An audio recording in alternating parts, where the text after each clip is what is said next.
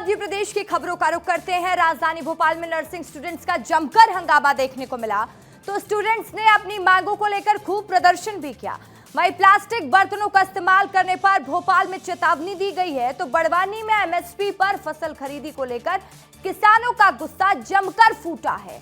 तो वहीं शहडोल में किसान अपने फसल बर्बाद होने से नाराज दिखाई दे रहे हैं। बालाघाट से नक्सलियों के आत्मसमर्पण की खबरें आई।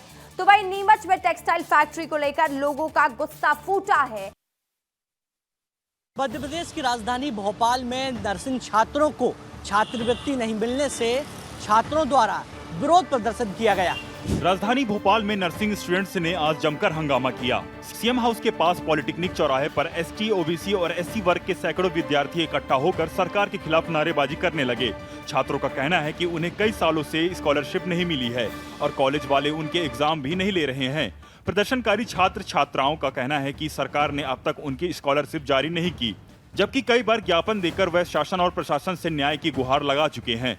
प्रदर्शन कर रहे छात्रों ने मुख्यमंत्री, स्वास्थ्य मंत्री और जिम्मेदार अधिकारियों से मिलने की मांग की है। पुलिस ने मौके पर पहुंचकर छात्रों को समझाने की कोशिश की, लेकिन छात्र अपनी मांगों पर अड़े रहे। हालांकि छात्रों का कहना है कि जब तक छात्रों को छात्रवृत्ति नहीं मिलती, इसी प्रकार उनका विरोध प्रदर्शन जारी रहेगा। कैमरा पर्सन मुदित के साथ विवेक राणा, विस्तार न्यूज। सुबह सुबह सभी चाय और कॉफी पीने के लिए दुकानों पर पहुंचते हैं, लेकिन सीएमएचओ ने एक ऐसा आंकड़ा पेश किया है जो हैरान करने वाला है। भोपाल में स्वास्थ्य विभाग ने नागरिकों के लिए बड़ी चेतावनी जारी की है।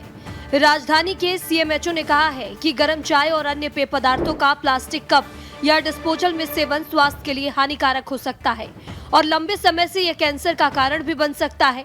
सीएमएचओ ने प्रेस नोट जारी कर सभी नागरिकों से अपील की है कि गर्म पेय पदार्थों के लिए प्लास्टिक डिस्पोजल का इस्तेमाल न करें।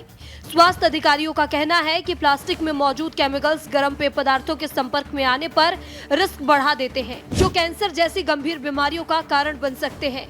सरकारी चेतावनी के बाद अब नगरवासी सुरक्षित विकल्पों जैसे मेटल या ग्लास कप का इस्तेमाल करने की तरफ बढ़ रहे हैं। जब इनको पूर्ण रूप से प्रतिबंधित कर दिया जाएगा तो ये मार्केट में पहुंचेंगी नहीं और ऐसे में लोगों को नुकसान होने से जो बचाया जा सकेगा। इसीलिए मांग यही है लोगों की कि इनको पूरी तरह से प्रतिबंधित कर देना चाहिए। कैमरा पर्सन नागेंद्र के साथ रंजना दुबे, विस्तार न्यूज, भोपाल।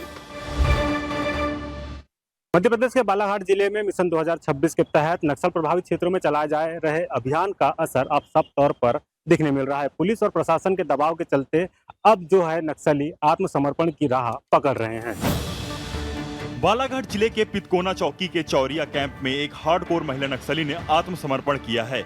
सरेंडर करने वाली महिला नक्सली का नाम सुनीता, पिता बिस्रू सियाम, उम्र 22 वर्ष है। नक्सली ने इंसास राइफल और 3 मैगजीन के साथ पुलिस के सामने सरेंडर किया है। वह छत्तीसगढ़ के बीजापुर जिले के गोमवेटा भैरमगढ़ क्षेत्र की रहने वाली है।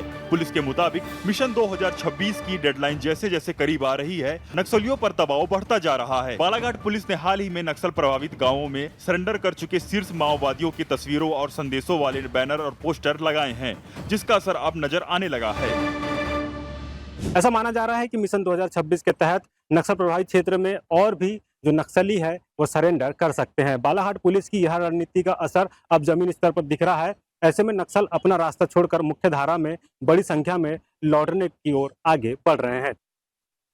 खंडवा में मदरसे में नकली नोट मामले ने सनसनी मचा दी। महाराष्ट्र के मालेगांव में जुबेर और उसका साथी नकली नोटों के साथ गिरफ्तार हुआ है। बीते दिन खंडवा जिले के पेठिया गांव में मदरसे में इमाम जुबेर अंसारी के कमरे से करीब 20 लाख रुपए के नकली नोट बरामद हुए। बैग में 500 रुपए के नोट के बंडल थे। पुलिस ने नोटों की गिनती की तो 19,78,000 रुपए के नकली नोट निकले। पुलिस का मानना है कि यह सिर्फ एक मामला नहीं बल्कि नोट तस्करी का एक बड़ा नेटवर्क हो सकता है। अब पुलिस उनकी सप्लाई चेन और अन्य साथियों की पहचान कर रही है। इस पूरे मामले में सामने आने के बाद राजनीति में भी बयानबाजी का दौर शुरू हो चुका है।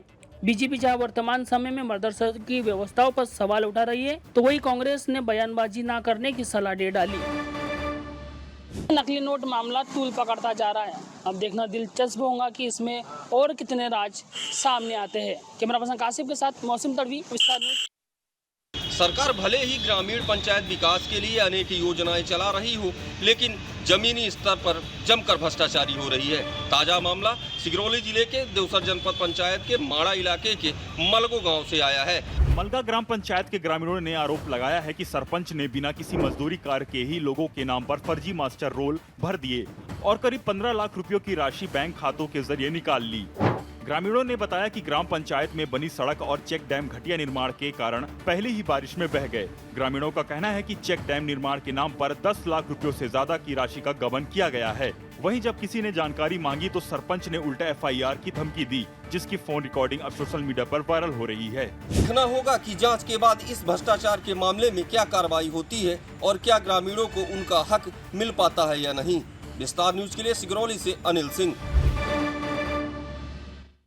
की लगातार मनमानी को देखते हुए वहीं आज प्रदेश उपाध्यक्ष शिवसेना के आज निजी क्लिनिक जो डॉक्टर SB खरे हैं, जो सिविल सर्जन हैं, उनके निजी क्लिनिक में जा करके उनके मुंह में काली पोत दी है। सीधी जिला अस्पताल में जारी भ्रष्टाचार और लगातार हो रही मौतों को लेकर शिवसेना कार्यकर्ताओं का गुस्सा अब सड़कों पर उतर आया है। शिव सैनिक डॉक्टर SB खरे के निजी अस्पताल पहुंचे, जहां उन्होंने डॉक्टर खरे के चेहरे पर कालिक पोती और जली हुई मोबिल ऑयल से नहलाया। जिला अस्पताल में लगातार लापरवाही से मरीजों की मौत हो रही है। कई डॉक्टर सरकारी अस्पताल छोड़कर अपने निजी नर्सिंग होम में सेवाएं दे रहे हैं। ऐसे में यह कार्रवाई विरोध प्रदर्शन था। कालिक पोतने के बाद शिव सैनिक जमोड़ी थाना पहुंचे और स्वयं गिरफ्तारी देने की बात कही, लेकिन डॉक्टर खरे की तरफ से तत्काल कोई शिकायत न मिलने के कारण गिरफ्तारी नहीं की गई। देखना होगा कि आखिर प्रदेश उपाध्यक्ष पर और शिव सैनिकों पर क्या कार्रवाई होती है और डॉक्टर अब इसके लेकर के क्या करते हैं। मध्य प्रदेश के बड़वानी जिले के पानसेमल में किसानों का गुस्सा लगातार बढ़ते जा रहा है। बड़वानी जिले की पानसेमल कृषि उपमंडी में किसान पिछले 5 दिनों से अनिश्चितकालीन धरने पर बैठे हैं। किसानों की मांग है कि उनकी फसलें न्यूनतम समर्थन मूल्य यानी MSP पर खरीदी जाएं और बिचौलिए द्वारा किए जा रहे आर्थिक शोषण पर तुरंत रोक लगाई जाए। विरोध जताने के लिए किसानों ने धरना स्थल पर ही अपना मुंडन कराया और कहा यह मुंडन उनकी आर्थिक दुर्दशा और सरकारी बेरुखी का प्रतीक है। धरना स्थल पर पानसेमल के SDM रमेश सिसोदिया, मंडी सचिव LS सेनानी और तहसीलदार सुनील सिसोदिया पहुंचे। उन्होंने किसानों से बातचीत की और भरोसा दिलाया कि प्रशासन स्तर पर समस्याओं का समाधान कर दिया गया है। वहीं किसानों का कहना है कि जब तक उनकी मांगे पूरी नहीं होगी धरना समाप्त नहीं होगा। बड़वानी से विस्तार न्यूज के लिए सचिन राठौर। शहडोल के किसानों पर इन दिनों दोहरी मार पड़ रही है। एक और बेमौसम बारिश से धान की फसलें चौपट हो रही हैं, तो दूसरी ओर हाथियों का आतंक किसानों की नींद उड़ा रहा है। शहडोल जिले के खन्नौदी वन परिक्षेत्र के मलमाथर गांव में किसानों की मुश्किलें कम होने का नाम नहीं ले रही हैं। पहले बेमौसम बारिश ने खेतों में खड़ी धान की फसल को चौपट कर दिया, अब जंगली हाथियों का झुंड खेतों में घुसकर फसलों को रौंद रहा है। मलमाथर गांव में 2 रात में हाथियों ने 20 एकड़ से ज्यादा फसलें बर्बाद कर दी। किसान राधिका प्रसाद शर्मा ने बताया कि उनके परिवार की 6 एकड़ से अधिक फसल हाथियों ने उजाड़ दी है। हाथियों के डर से ग्रामीण रतजगा कर रहे हैं। बस्ती से महज 200 मीटर की दूरी पर 19 हाथियों का झुंड लगातार विचरण कर रहा है, जिससे गांव में दहशत का माहौल है। बेमौसम बारिश और हाथियों का आतंक दोनों ने मिलकर शहडोल के किसानों की जैसे कमर ही तोड़कर रख दी हो। अब किसान प्रशासन से गुहार लगा रहा है कि जल्द से जल्द हाथियों को आबादी क्षेत्र से दूर भगाने की कार्रवाई की जाए।